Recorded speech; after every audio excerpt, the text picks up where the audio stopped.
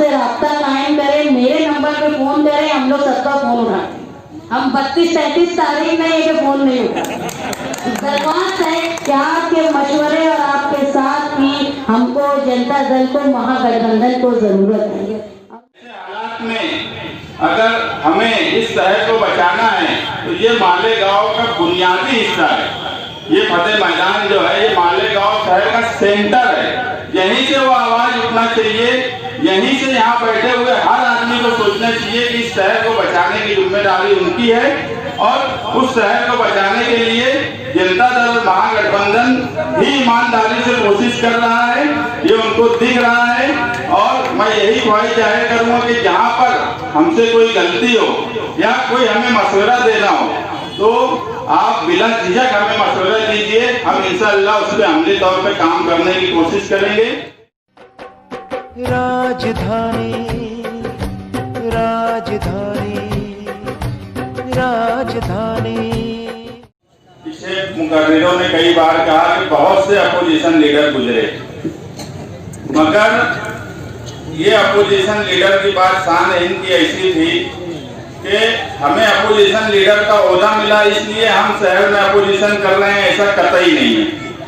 और शहरियान इसलिए इस्तेकबाल कर रहे हैं कि जिसका हक था अपोजिशन का उसको उसका हक मिला, इसलिए शहरियान को एक अपनी खुशी है।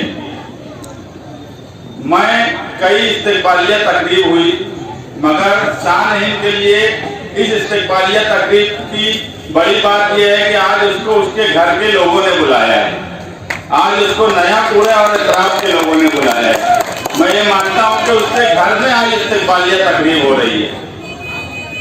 मालेगांव शहर में पोजीशन और अपोजिशन ये हमेशा दो तरह से चला। इक़्तिदार में रहने वालों के खिलाफ बोलना हमेशा उसमें लचक पाई जाती थी। ये जो लोग बोलते थे लचक के बोलते थे कि कहीं ज्यादा बोल देंगे तो फंड नहीं मिलेगा, ऐसा हो सकता, बरसरे इक़्तिदार से कोई नाराजगी ना हो जाए। मगर जनता दल ने ये कभी नहीं सोचा। 2012 से 17 तक बुलंद इकबाल अपोजिशन का किरदार वहाँ निभाते थे, अकेले मेंबर थे, 4 लोगों में जेंट्स, मगर पूरी ताकत से अपोजिशन निभाई जाती थी।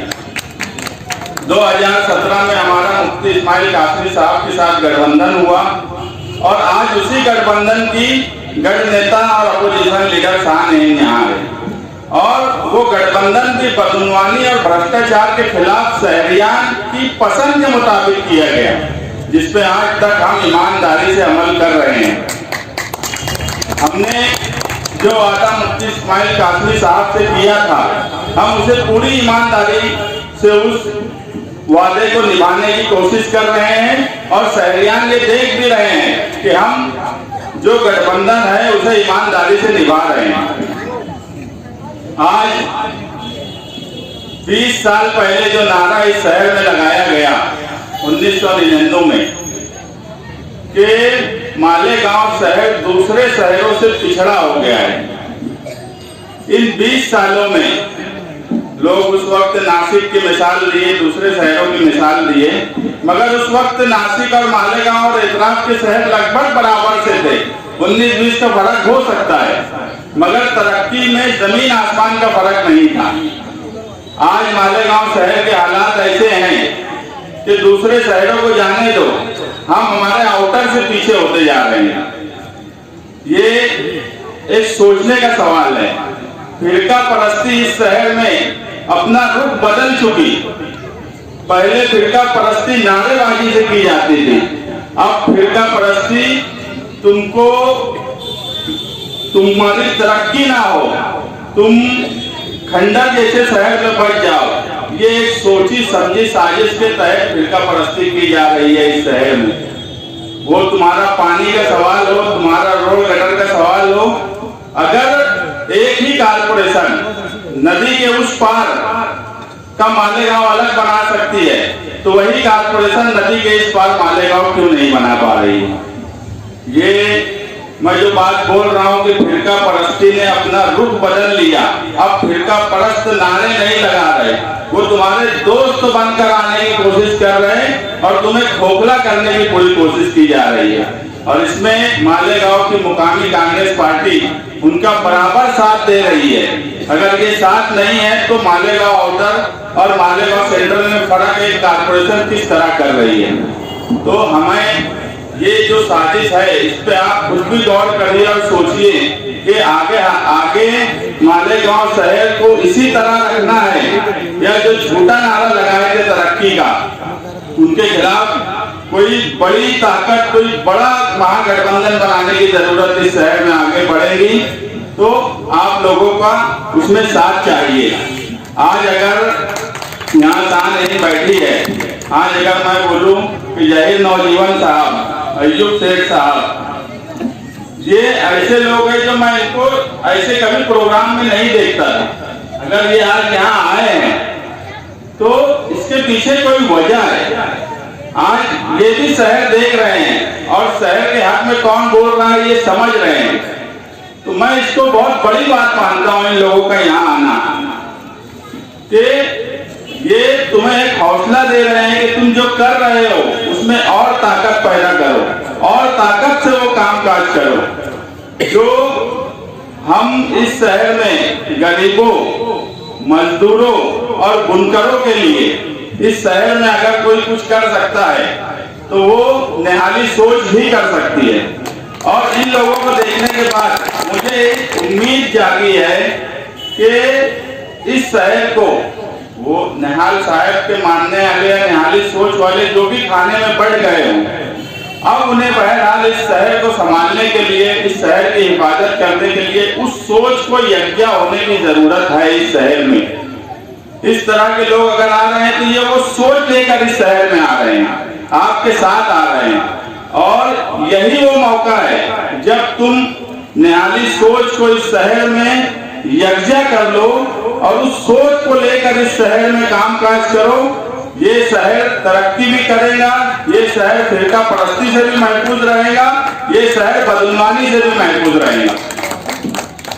मैं इससे पहले की भी इस्तेकबालिया तकरीर में बोला कि हम इस शहर में कोई ऐसी चीज नहीं है। अगर इस शहर में टेंट की मुखालफत सबसे पहले की तो हमने की। उस वक्त बहुत से लोग बोले करोड़ों का घपला होने वाला था, मगर इस शहर की सोच, ये शहर में क्या होगा, ये जितना अच्छा जनता दल के वर्कर समझ सकते हैं, मालेगांव में कोई सियासी पार्टी का वर्कर नहीं समझ सकता। मुझे सवाल सेठ हनीफ सवाल साहब के बंगले पर उस वक्त कोरोना के इंचार्ज पंकज असिया साहब थे। वो बोले कि ईद के बाद कोरोना बहुत तेजी से बढ़ेगा, टेंट लगाने की जरूरत पड़ सकती है। तुम अगर टेंट नहीं लगाएंगे और जरूरत पड़ गई तो इसका जिम्मेदार तुम्हें ये शहर मानेगा। तुम लिख कर देंगे कि टेंट लगाने की जरूरत नहीं है। तो वहाँ बहुत से लोग थे, मैं बोला कि हाँ मैं लिख कर दूंगा, टेंट की इस शहर में जरूरत नहीं है। और मैं लिख कर दिया, क्योंकि शहर जिस रूप पे जा रहा था, इसमें कोई कारपोरेशन को अभी एक अवार्ड मिला कोरोना के, उसमें कमिश्नर को। अरे यहाँ अवार्ड के सही हकदार तो बीओएमएस डॉक्टर थे, जिनकी वजह से, और जो दूसरे डॉक्टर थे जो निकले, डॉक्टर फालानी थे, दूसरे बहुत से डॉक्टर थे जिन्होंने अपनी एक टीम बनाई और इस शहर को उस कोरोना से निकाला। ये एजाज उनके लिए होना चाहिए था, ना कि कारपोरेशन के लिए। कारपोरेशन तो उस वक्त भी सिर्फ रुपया पैसा बटोरने का काम कर रही थी। अभी 2 दिन पहले महासभा में जो बात हम बोलते थे कि एक सरकारी हॉस्पिटल को कोविड के नाम से आप डेवलप कर दो, आप 10 जगह अलग अलग तरीके से अगर पैसे खर्च करेंगे तो उसमें होगा ये कि वो पैसा जाया हो जाएगा। कोरोना बीमारी के बाद उसके हॉस्पिटल का हम कोई इस्तेमाल नहीं कर सकेंगे। ये बात सिविल हॉस्पिटल की बोले तो हमारे आसिफ भाई को बहुत जोश आ गया, बोले सिविल हॉस्पिटल हम नहीं चालू करने देंगे। हमने बोला वाडिया हॉस्पिटल को कोविड के नाम से डेवलप कर दो ताकि बाद में भी उसका इस्तेमाल हो सके, मगर उसको भी डेवलप नहीं किया गया। 2 दिन पहले की महासभा में कांग्रेस पार्टी के कारपोरेटर ने बोला कि सारा हॉस्पिटल को डेवलप करने की क्या जरूरत थी। तो मैं बोला कि ये तो तुमने धंधा उस वक्त बनाया था। IITT से मंसूरा, मंसूरा से हज कमेटी, दिलावर हॉल, सारा हॉस्पिटल। अब आप बताइए 15 करोड़ के आसपास का कारपोरेशन ने कोविड के नाम पे अगर खर्चा की, अगर ये पैसा, इसका आधा भी पैसा तुम्हारा वाडिया पे या अली अकबर पे या सडाना नाके के दवाखाने पे इस पर अगर खर्च हुआ होता तो आज तुम्हें वो दूसरी बीमारी में भी वो चीजें इस्तेमाल करने का मौका होता। आज हज कमेटी का सामान गायब होता जा रहा है, आज इसको कोई नहीं देख रहा है। आज IITT में जो सामान करोड़ों रुपए का लगा है वो चोरी हो गया। तो ये सोच का फर्क है। तुम ये बोल रहे थे कि सरकारी हॉस्पिटल डेवलप करो, वो अगर सरकारी हॉस्पिटल डेवलप करते तो वैसा कमाने का धंधा नहीं मिलता जैसा नंबर लगा के वो कमाना चाहते थे। कमाना भी ऐसा नहीं, वो सरकारी हॉस्पिटल भी करते तो वहां भी ठेकेदारी कर सकते थे, मगर उन्हें तो एक के बाद एक अपनी दुकान लगानी थी। इस शहर में ईमानदारी से बढ़कर इख्तियार कोई काम नहीं करता। हाँ, ईमानदारी से एक काम करते हुए मुझे दिख रहा है कि तुम्हें मशकूक कर रहा है। तुम्हें फिरका परस्तों के आज हिंदुस्तान के जो हालात फिरका परस्ती के हैं, ऐसे हालात आजादी के बाद से मुझे नहीं लगता कि फिरका परस्ती के रहे होंगे। आज हमारा हाल ये है कि बीजेपी के खिलाफ अगर कोई बड़ी तहरीक दिखती है, वो किसी की भी हो, मुसलमान उसके साथ सिर्फ इसलिए हो जाता है कि बीजेपी जो फिरका परस्ती इस मुल्क के मुसलमानों के साथ कर रही है, उससे आगे जा चुका है इस मुल्क का मुसलमान। मगर मालेगांव शहर में मैं बोला कि एक ही काम वो ईमानदारी से कर रहे हैं कि आपको मशकूक कर रहे हैं। कल ये खबर थी कि 14,500 भोगा तोड़ काट दी गई। भोगा तोड़ का कोई सवाल इस शहर में नहीं था, और ये शहर भी जानता है कि इलेक्शन के दिन भोगा तोड़ कौन करता है। वो मुझे नहीं लगता कि यहाँ बताने की जरूरत है, मगर वो मशकूक इसलिए तुमको किया जा रहा है कि आज अगर 14,500 और 11,000 का और इल्जाम है, अगर ये वोट कट रही है तो फिरका परस्तियों को ये मैसेज तो जा रहा है ना कि इस शहर में मशकूक लोग रहते थे या गलत तरीके से वोट बढ़ाने वाले लोग रहते थे। आज वो वक्त नहीं था कि तुम इस शहर को मशकूक करो, मगर ऐसा किया जा रहा है। ये सारे सवालात हैं जो यहाँ जो शहर के क्रीम लोग और नौजवान और जो बुजुर्ग आए हैं, इन सबके सामने ये सोचने का सवाल है कि शहर को फिरका परस्तों से और बदनवानों से किस तरह से बचाया जाए। आज आगे इस शहर की जिम्मेदारी संभालने की सिर्फ अकेले मेरी नहीं है, सिर्फ अकेले कोई बोलेगा साथ की है या रिजवान सर की है या अब्दुल बाकी की है, ऐसा कतई नहीं है। इस शहर को बनाने वाले लोगों में अगर साथी निहाल अहमद साहब थे, शब्बीर सेठ थे, आयशा हकीम थी, भले इनके सियासी इख्तिलाफ हो, मगर इन्होंने कभी फिरका परस्तों से समझौता करके नदी के इस पार को धोखा नहीं दिया। अगर उस वक्त वो हमारे मुखालिफ भी थे, मगर उन्होंने धोखा तो इस शहर को नहीं दिया। ऐसे हालात में अगर हमें इस शहर को बचाना है तो ये मालेगांव का बुनियादी हिस्सा है। ये फतेह मैदान जो है, ये मालेगांव शहर का सेंटर है। यहीं से वो आवाज उठना चाहिए, यहीं से यहाँ बैठे हुए हर आदमी को सोचना चाहिए कि इस शहर को बचाने की जिम्मेदारी उनकी है, और उस शहर को बचाने के लिए जनता दल और महागठबंधन ही ईमानदारी से कोशिश कर रहा है, ये उनको दिख रहा है।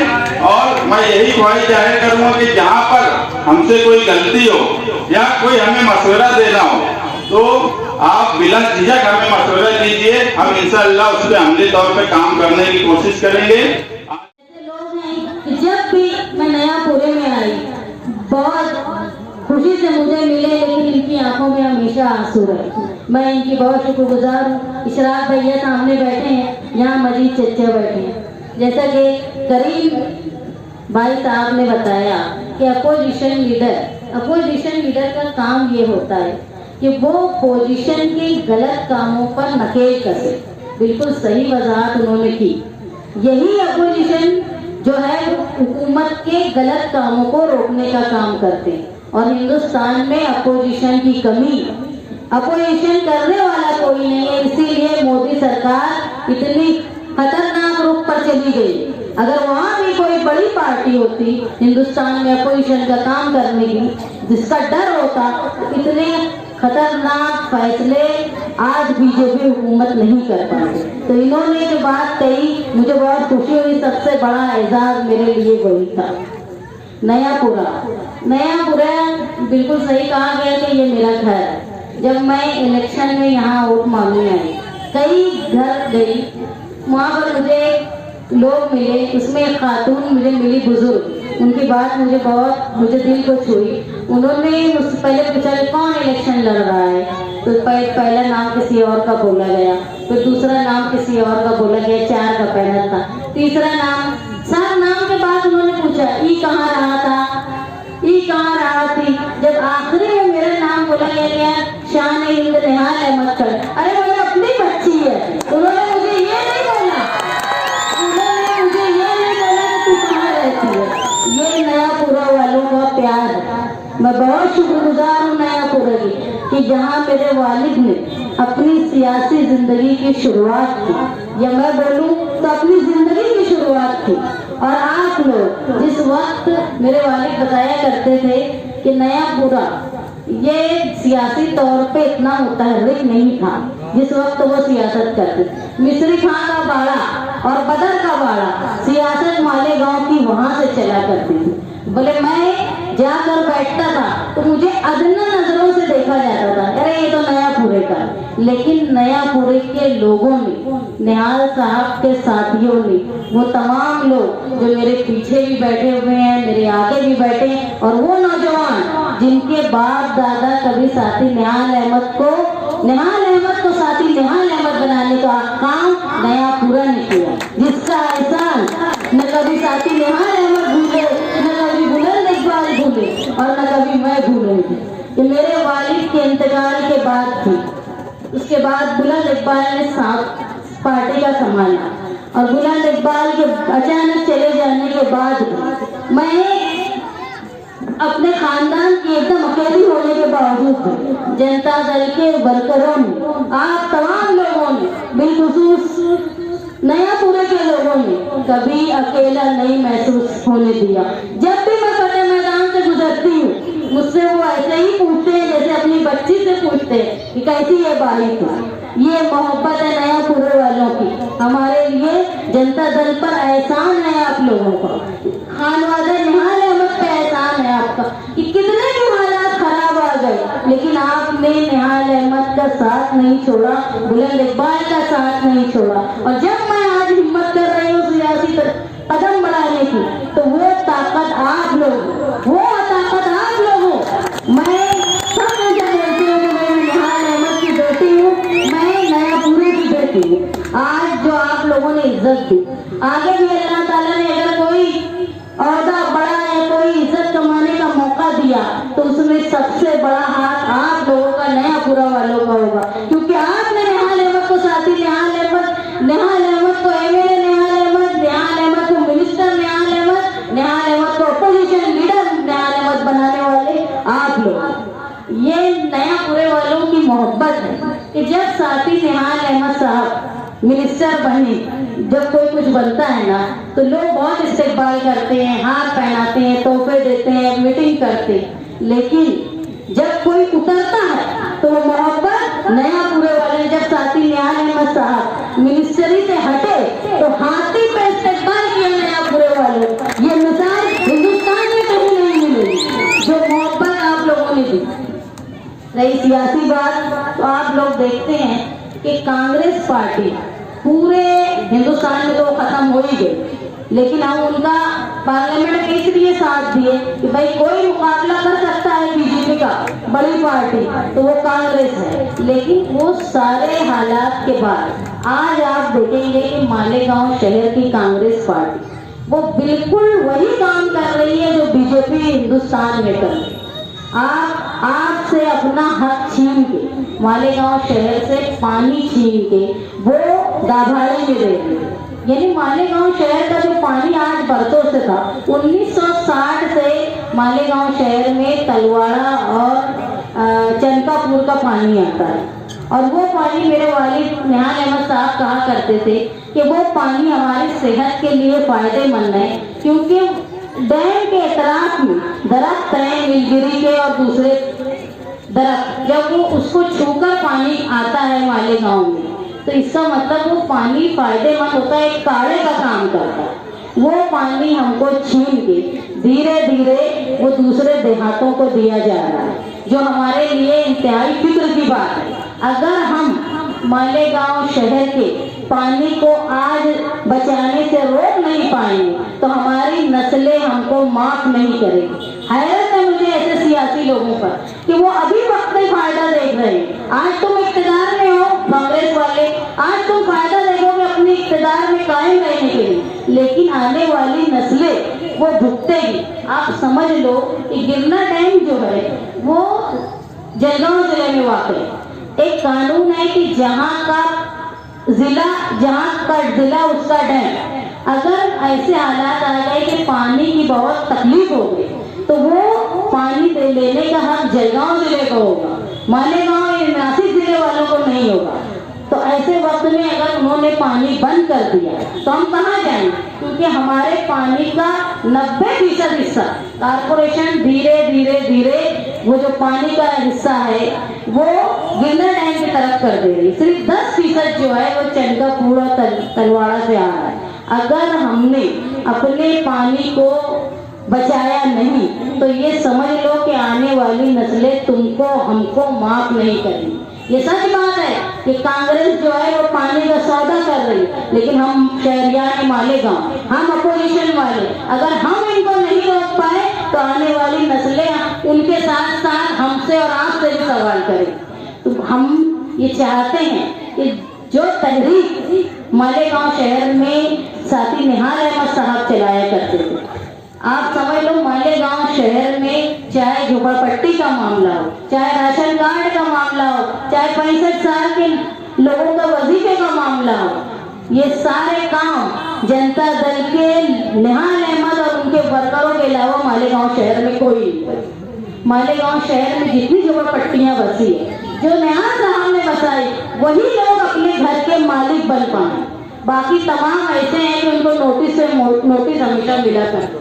तो लीडर ऐसा चाहिए कि सिर्फ काम नहीं करे, काम के साथ साथ कानूनी हक दिलाए। साथी निहाल अहमद साहब ने जिन जिन लोगों का काम किया वो कानून के दायरे में रहकर किया। निहाल साहब बोला करते थे पुलिस वालों को कि मुझे पता है कि कैसे कानून में रह के गैर कानूनी काम किया जाए। ये किसी लीडर की छाती नहीं है, न मालेगांव में न हिंदुस्तान में जो बोल पाए तो साथी निहाल अहमद साहब बोलते थे। और आप उनके वर्कर और हमको आज आप लोगों की जरूरत है, चाहे वो पानी का मामला हो, चाहे चैंपियन चोरों के खिलाफ तहरीक का मामला हो। आज जो बुजुर्ग हैं उनकी हमको रहनुमाई की जरूरत है और नौजवान जो हमारे यहाँ बैठे हैं उनके हमको जोश की जरूरत है।